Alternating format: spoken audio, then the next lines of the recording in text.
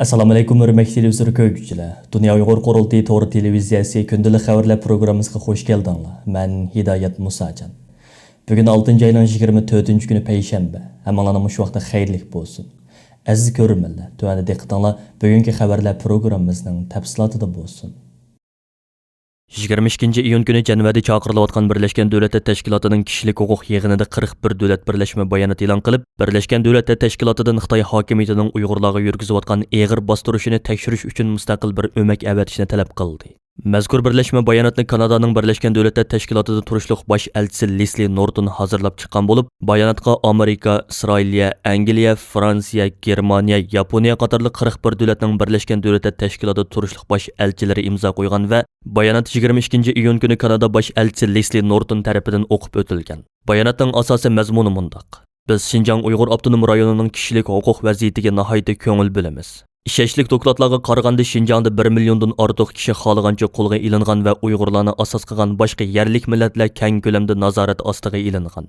Ularning negizli kishilik huquq erkinligiga va Uyg'ur madaniyatiga cheklama qo'yilgan. Tutuqlangan kishilarning rahimsiz qiyin qistoqqa va har xil usuldagi xo'rlashlarga uchrayotganligi, Uyg'ur ayollarining majburiy tug'mas qilinganligi, jinsiy zo'ravonlikning lagerlarda tutqunlarni qiynashning bir turiga aylanganligi, bolalarning hukumat tarafidan majburiy holda ota-onasidan ayirib etilganligiga doir ishonchli dokladlarga erishdik. Birlashgan Davlatlar Tashkiloti mutaxassislari 29 mart Uyg'ur va boshqa musulmon yerlik millatlarning tutib turilishi, majburiy emgakka selinishi va o'z yurtidan yo'tkilishi to'g'risida bayonot e'lon qilgan edi. Biz Xitoyning Birlashgan Davlatlar Tashkiloti oliy komissarini o'z ichiga olgan mustaqil kuzatuvchilarning eng qisqa muddatda Xinjiangga berib to'salg'usiz holda tekshirishiga yo'l qo'yishini hamda irqiy kamsitishni tugutish komiteti o'tirg'i qo'ygan Uyg'urlarni asos qilgan yerlik millatlarni xohlagancha tutqun qilishni to'xtatishni o'z ichiga olgan 8 taklifni ijro qilishni talab qilamiz.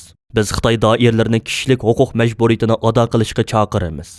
Birlashgan Davlatlar Tashkiloti kishilik huquq oliy komissari Michelle Bachelet xonim 21 iyun kuni Birlashgan Davlatlar Tashkiloti yig'inida qilgan so'zida o'zining bu yil Sharq Turkistonni o'z ichiga olgan Xitoy ziyoratida bo'lishni, Uyg'urlarga qaratilgan eg'ir bostirishga doir dokladlarni naq maydonda erkin tekshirishni umid qiladiganligini aytgan edi. Dunyo Uyg'ur qurultiyining raisi Dolqun Aysa apandi bu vaqtda matbuotlarga qilgan so'zida yuqorqi birlashma bayonotning Sharq Turkiston xalqi uchun emas, dunyodagi butun adolatparvar insonlar uchun bir g'albi hisoblanadiganligini ta'kidladi va Birlashgan Davlatlar Tashkilotida Uyg'urlar masalasini qo'llaydigan davlatlarning sonining uzluksiz ko'payib berayotganligidan cheksiz mamnunlik tuyganligini, buning jiddiy irqiy qirg'inchilikqa duchor bo'layotgan Sharq Turkiston xalqiga yangi umid va ishonch baxsh etadiganligini ifoda qildi. Mazkur birlashma bayonotga qitilgan 41 davlatning qatorida Turkiya davlatlarining va islom ellarining bo'lmasligi kuzatuvchilarning diqqatini tortgan. Fransiya agentligining xabar qilishicha, Amerika tashqi ishlar ministri Antony Blinken 23 iyun Germaniyada ziyoratda bo'lganda, Germaniya hukumatı va korxonalarga ogohlantirish berib, Sharq Turkistondagi majburiy emgakdan manfaat olmaslik kerakligini aytgan. U mundaq degan: Hammamiz o'zimiz ado qila oladigan majburiyatni ado qilib, majburiy emgakdan kelgan mahsulotlarni davlatimizga kirgizmaslikka kafolatlik qilishimiz lozim. Antony Blinken Berlinda ziyoratda bo'layotgan dal 23 iyun kuni Germaniya parlamenti kishilik huquq va insonparvarlik komitetining mustabid Xitoy hokimiyatining Sharq Turkistonda Uyg'urlarni asos qilgan yerlik xalqlarga yurgizayotgan bostirish qilmishlarini insoniyatga qarshi jinoyat deb qaror qabul qilishi kuzatuvchilarning kuchli diqqatini qo'zg'adi. Xalqaro Olimpik kuni hisoblangan 23 iyun kuni Beijing irqiy qirg'inchiligini boyqut qilayli degan o'rtaq shior ostida dunyoning har qaysi ellarida ilib berilgan keng ko'lamli norozilik namoyishlariga sahna bo'ldi.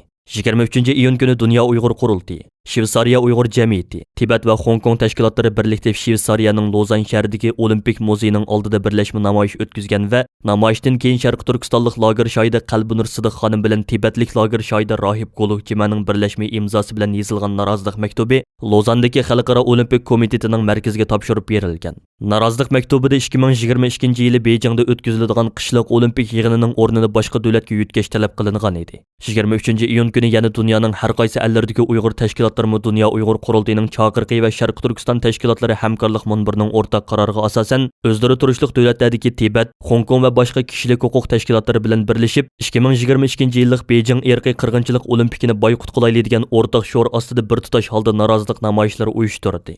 23 iyun kuni Dunyo Uyg'ur qurultiyi Berlin ishxonasi, Ilhom To'xtini qo'llash guruhi va Tibet, Hong Kong, Mongol tashkilotlarining birlikda uyushtirishi bilan Germaniyaning poytaxti Berlinda birlashma namoyish o'tkazildi. Namoyishda so'z qilgan Germaniya federal parlamentining a'zolari va yuqorqi tashkilotlarning mas'ullari xalqaro jamoatchilikni 2022 yillik Beijing irqiy qirg'inchilik olimpikini boykot qilishga chaqirdi.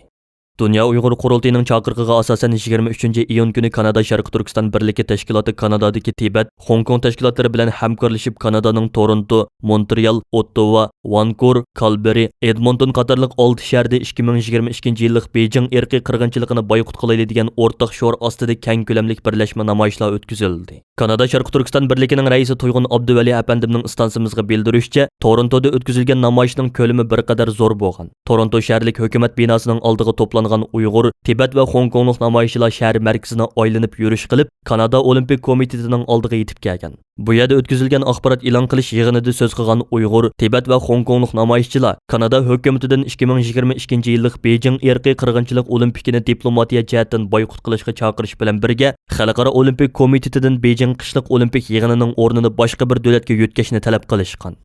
Duty to say no to genocide, say no to genocide games. We cannot and should not let this crime against humanity to go on. It's time to take the action and end it. Thank you. Thank you everyone. Before I wrap up. Dünya Uyghur Qurultayının çağırğıga asasen Amerikadagi Uyghur təşkilatlardan Uyghur Hareketi, Amerika Uyghur Birleşmesi, Uyghur Kişilik Huquq Qurilishi qatarlıq təşkilatlarımız 23 iyun günü Washingtondagi Aqsarayning oldida 2022 yillik Beijing irqiy qirg'inchilik olimpikini boykot qilish namoyishi uyushtirdi. Namoyishga qatnashgan Uyg'ur jamoatining bir qismi Sharq Turkistondagi lager tutqunlari va Xitoy saqchilarining siyog'ida kiyingan bo'lib, naq maydonni ko'rgan kishiga lagerlarga va turmalarga qamilib azob chekayotgan minglagan kishilarning ahvolini to'liq jonliq tasvirlab beradi. Yana mahbus qiyofatida kiyingan bir qism Uyg'urlarning ranglik olimpik halqalari ustida putqollari yukundirilib o'ltirgan holati cho'ng lozungidagi Beijing qishliq olimpik musobaqasini boykot qilayli degan sho'rning sababini twistsiz ravishda ifodalaydi. Bu qitimqi namoyishni uyushtirgan yuqorqi tashkilotlarning mas'ullari namoyishda qilgan so'zlarida Aqsarayning oldida o'tkazilgan bu namoyish orqali ittifoqlik va hamkorlik asosidagi o'rtaq qarshilikqa texmo ko'p kishilarning ovoz qo'shishini qo'lga keltirish mumkinligini, bu xil faoliyatlar orqali jazman muayyan o'zgarishlarga yo'l echish mumkinligini bildirdi. Uyghurs are dying, let's be clear. While the world drags its feet on confronting reality and what has built over the decades, 23 iyun günü Avstraliya Uyghur Cemiyeti, Şarkı Türkistan Avstraliya Cemiyeti, Victoria Uyghur Cemiyeti, Avstraliya Tangirtaq Uyghur Xanım Qızlar Cemiyeti, Avstraliyadagi Tibet, Hong Kong va boshqa kishilik huquq tashkilotlarining birlikda uyushtirish bilan poytaxt Canberrada, Sydney, Adelaide va Melbourne shaharlarida Beijing irqiy qirg'inchilik olimpikini boykot qilish maqsadida keng ko'lamli namoyishlar o'tkazildi. Avstraliyaning poytaxti Canberra shahrida o'tkazilgan namoyishga Avstraliya parlamentining a'zolaridan Erik Abitis, Timtas Istilo nomli asarning avtori Clay Hamilton, Avstraliya Yahudilar jamiyatining raisi David Adler qatorliq har soy kishilar qatnashib, shu joydagi Uyg'ur, Tibet qatorliq jamoat bilan birlikda Beijing olimpik musobaqasini boykot qilishni talab qildi. Parlament a'zosi Erik Abitis bu vaqtda so'z qilib, Xitoy hukumatining Uyg'urlarga qarata irqiy qirg'inchilik yurgizayotganligini keskin tanqidladi hamda bundaq bir davlat qandoqmi olimpik musobaqasini o'tkazish sharpiga loyiq kelsin deb savol qo'ydi.